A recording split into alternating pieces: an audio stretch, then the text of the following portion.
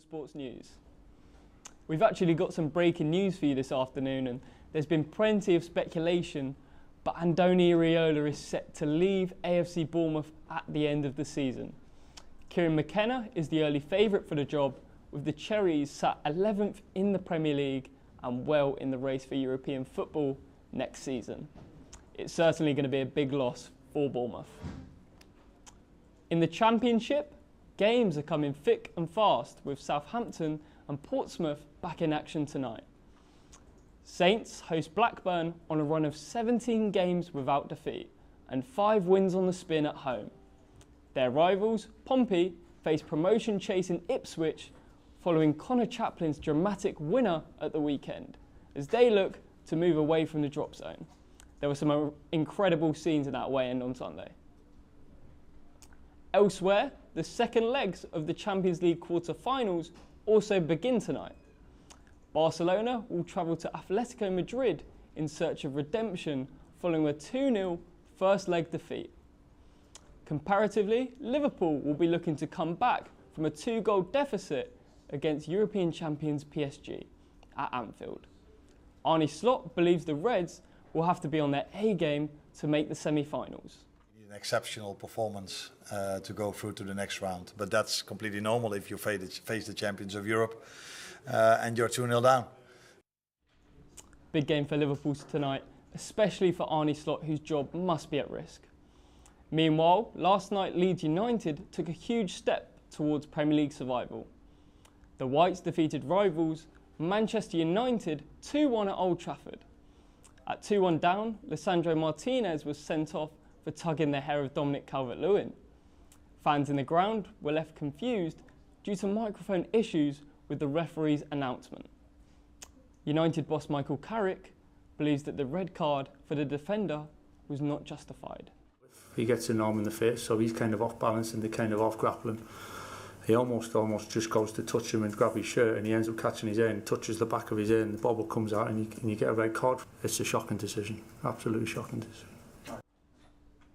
Step 5 football side Christchurch have undergone a huge turnover, losing 10 players in the last few months.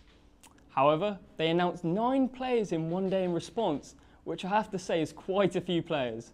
Reporter Harvey Gehring visited Herne Bridge to find out how the club is coping with this change. Transfer windows are an exciting time for football clubs, but has your team ever announced 9 players in one day? Well, here at Christchurch FC in Herne, they certainly did, but how and why?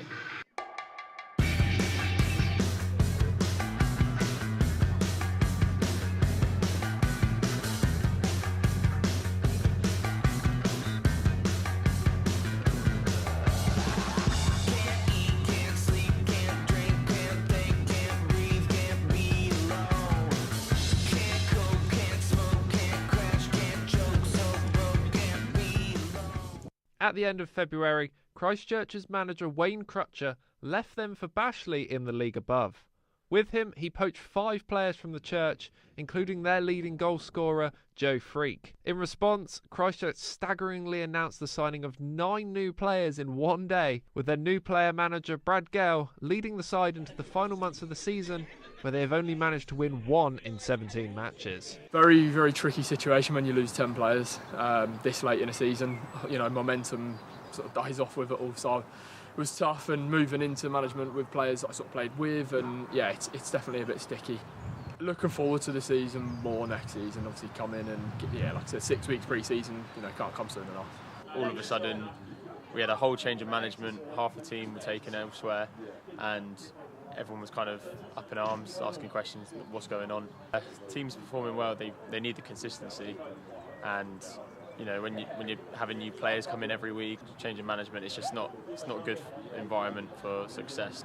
Despite all of the big changes, it's clear that Christchurch is starting to stabilise. Sitting comfortably above the relegation zone, next season may be an opportunity for them to push further. Harvey Gehring, Solent Sports News. England captain Ben Stokes has claimed that suggestions of a rift with Brendan McCullum have been overstated. This comes following England's 4-1 defeat in the Ashes. The head coach demanded his team to move back to the aggression that they had seen previous success with. while Stokes said that opponents had worked out how to play against England. The captain said, agreeing on every single thing, that's just impossible. In tennis, Britain's Jack Draper retired in his first round match against Thomas Martin Echeverry at the Barcelona Open. Draper, who was playing his first match of the clay court season, won the first set. However, after injuring his knee in the decisive third set, the 24-year-old conceded the contest at 4-1 down. What started as a TV show has now become an Olympic sport. Ninja Warrior is set to debut at the 2028 Olympic Games in Los Angeles, and I visited Ninja Warrior UK in Southampton to look further into the sport and find out if it's all about strength. Ninja Warrior, we've all heard of it from the TV show, but in 2028 it's officially going to become an Olympic sport. Debuting in Los Angeles and known for its obstacles, Ninja Warrior is set to become the modern day pentathlon. But is it all just about strength, or is it also about the technique? Let's go have a look.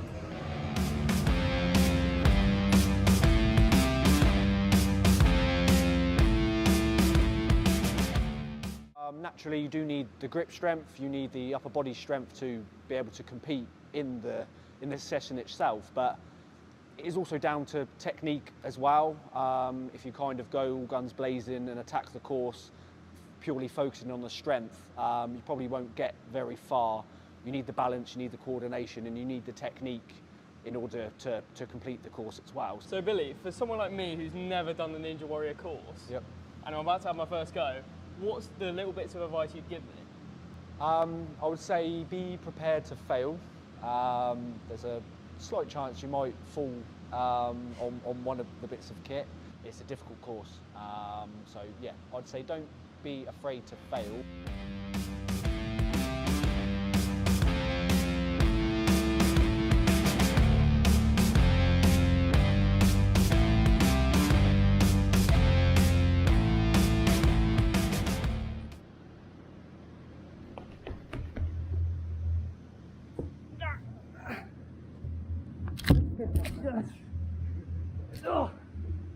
Yes. So after speaking with Billy and giving the course a go myself, it's fair to say that Ninja Warrior is not all about strength, but it's all about technique. And I can't wait to watch it in the 2028 Olympics. Josh White-Jones, Solent Sports News. After signing with Dana White's Zuffa Boxing, Chris Billam-Smith is reportedly targeting a bout with Jaya Pattaya.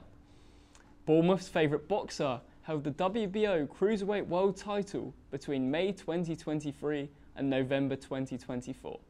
Despite losing to Gilberto Ramirez, Billam-Smith now wants to fight Pattaya to prove why he is the best in the world. Dana White and Zuffa Boxing continue to make their presence felt there. Adam Peaty returns to the London Aquatics Centre today after having almost a year out of swimming.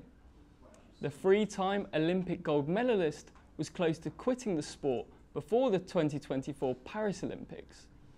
But after winning 2 silvers in the French capital, Peaty will have his sights set on his 4th Olympic Games. Bowls is often viewed as an unpopular sport played at a slow pace. However, in reality, the sport is experiencing record levels of participation, both locally and competitively. Declan Murphy visited an event at Atherley Bowling Club to experience this shift. If you're retired or an ex-sporting professional, or even someone that played high-level competitive sport, bowls is good to come out up to 6 times a week and socialise with people and play a sport which is good for your mind, health and fitness. We're here at the Atherley Bowling Club here in Southampton for their Thursday inter-club session where we're going to be talking about the competitive and the social side of the sport of bowls. We spoke to Operations Director Pat Lawson about his day-to-day at Atherley Bowls Club and also the social and competitive aspect of the sport of bowls. Bowls is an ideal sport because it's very sociable and it's very, very challenging, and there's more, how can I put it, it's more competitive than any other sport I've ever played. I've played golf and cricket for Hampshire, but I think actually bowls is more competitive just because it's more of a team sport. You you have to play as a team. You have to recognise the strengths and weaknesses of the people who are playing. Very much like snooker, you can actually see it all happen at once, you know, which means that because everybody can see it happening, it's easy for the audience to engage.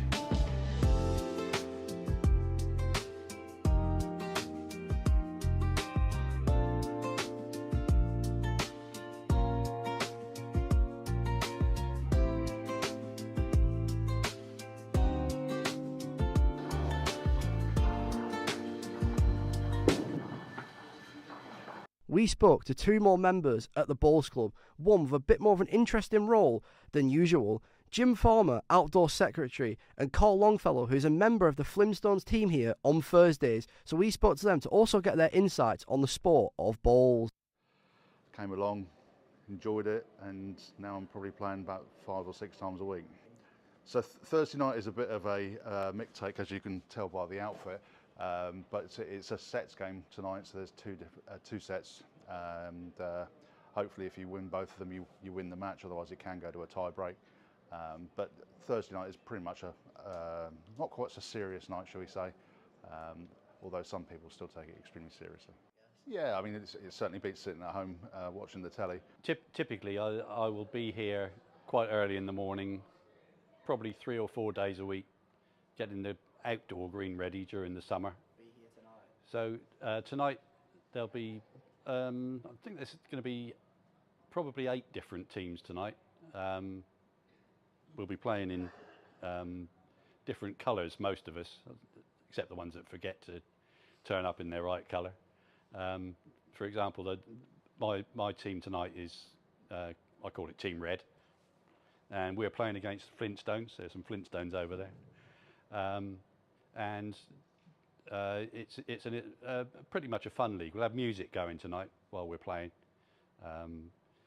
Still competitive, but there'll be a lot of laughter as well. And that is what the Avley Bowling Club here in Southampton had to show us and had to offer. I've been Declan Murphy, and this is Solent Sports News. In athletics, Dina Asher-Smith is set to feature at this summer's Commonwealth Games in Glasgow.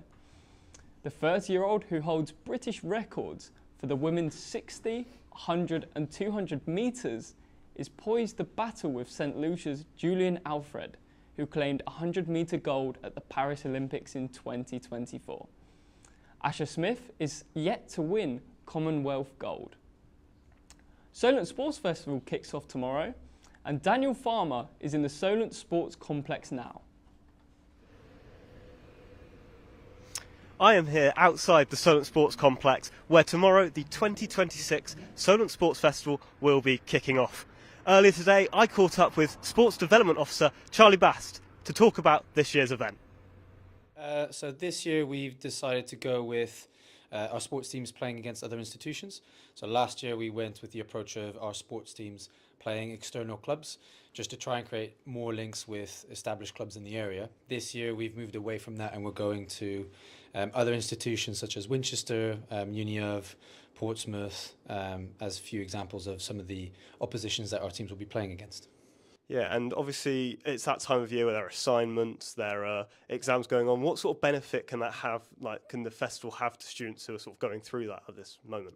Yeah, so like I said, it's the last opportunity for them to play a competitive fixture. And I think for someone who's got deadlines, assessments, things like that coming up, it could be a good stress reliever to actually go and take part in an activity that you enjoy, that you've been doing all year round. And it's kind of like one last opportunity to go and play for Solent, play with your friends and compete a little bit. So if anything, hopefully it's a good way to end the year. Yeah, there are 11 different sports going on sort of across the 2 weeks. Is there any event or any sport in particular that you think people should sort of keep an eye out for? That's a good question. I think the men's volleyball fixture tomorrow night will probably be a good watch. Futsal's always good sport to come and watch as well, because that's very fast, very quick paced. And then for outdoor sports, I would say football. We're in the midst of confirming this, but at the moment it's looking likely that all of our men's teams will be playing Portsmouth teams. So there might be a little bit of a rivalry going on there. So that could be good fun to come and watch. So I would probably say those sports. It just goes to show then that even in university football, it will always be Saints versus Pompey. But whatever happens, I'm sure that we can all look forward to a fun-filled fortnight of sport. Back to you in the studio. Thank you for that, Dan. And despite the break in the F1 season, Aston Martin's struggles have continued. Veteran Fernando Alonso has said that there is no immediate solution to the vibration issues in the car. Aston Martin's best finish was in the opening race in Australia, with Lance Stroll finishing 17th. Solent University students held a charity basketball event to raise money for cancer research. Over 18s were invited with the goal of raising money and bringing the community together. Ribbon Corbett went down to the complex to find out more. At this time of year, many people partake in sport to support charities close to their heart. University students here at Solent set up a 3-on-3 basketball tournament for cancer research. We went down to find out more.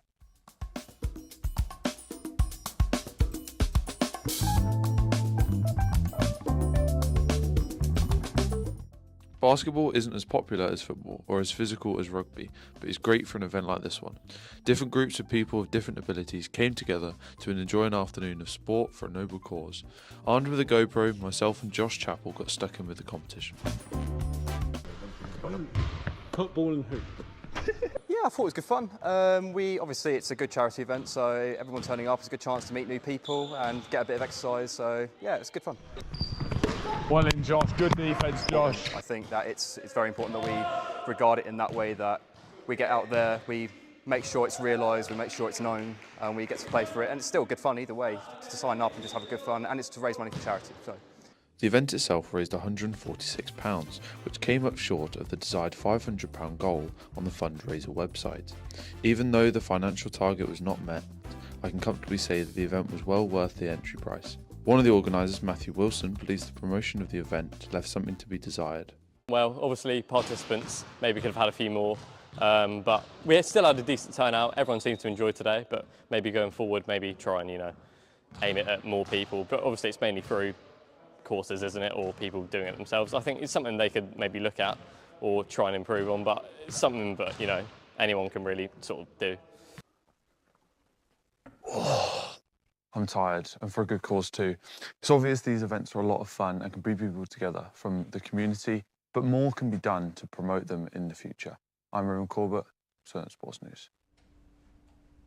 Finally, and speaking of basketball, NBA postseason action is set to begin this evening. Teams will face off in a one-game series to secure their spot in this year's playoffs in the SoFi Play-In Tournament. The Charlotte Hornets will host the Miami Heat, while the Portland Trail Blazers face the Phoenix Suns in the West. That's all from us for now. Check out our website, Solent Sports News, for more updates. We will be back with you next Tuesday to give you up-to-date sporting news.